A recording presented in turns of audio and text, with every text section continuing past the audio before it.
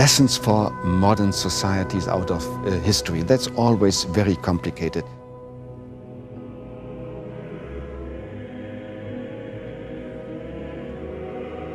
Europe, from its very beginning, was and is a society accepting migrants and standing before the problem to integrate migrants.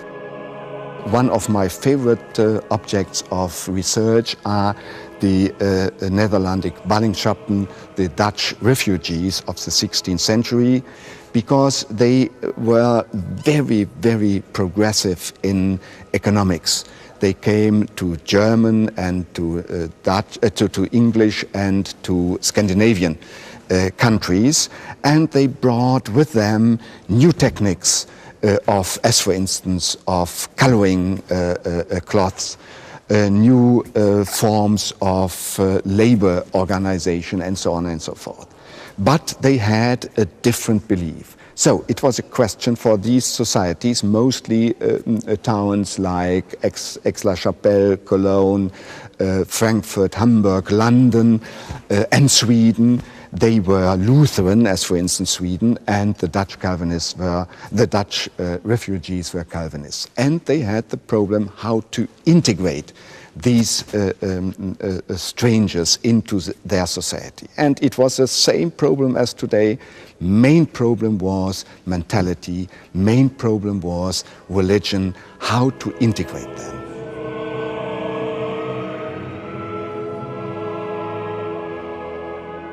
They immigrated into Frankfurt in the middle of the 16th century.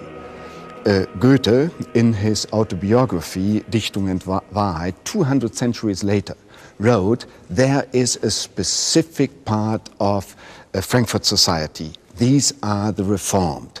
And he could distinguish 200 years later the Reformed Frankfurt people from the Lutheran Frankfurt people. And he thought that is a good idea, that Frankfurt society has different identities. And this, in my opinion, is a point which, an experience which is important for today. Why have we got the idea that migrants from other civilizations, as for instance from Islamic countries, should become within one generation the better English, the better Dutch, the better German people? They can remain, they can keep their identity, their Islamic identity, their cultural identity, and at the same time become German people, become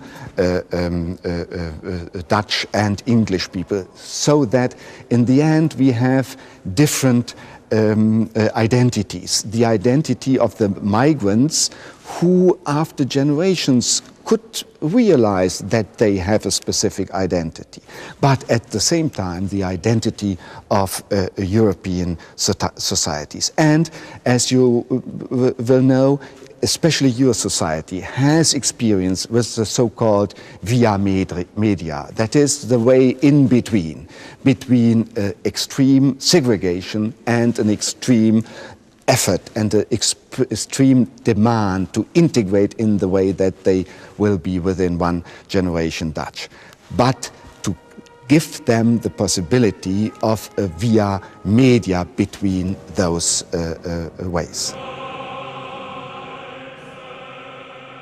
My advice to young people would be that they should only study history if they are in a certain respect of this colorful past, being interested in individual features of the past, and on the other side of trying to interpret it in general frameworks. Both together is important.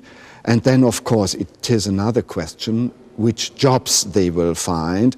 I think there are a lot of jobs should be open to them, as for instance they should become politicians, and then perhaps we could learn from the past.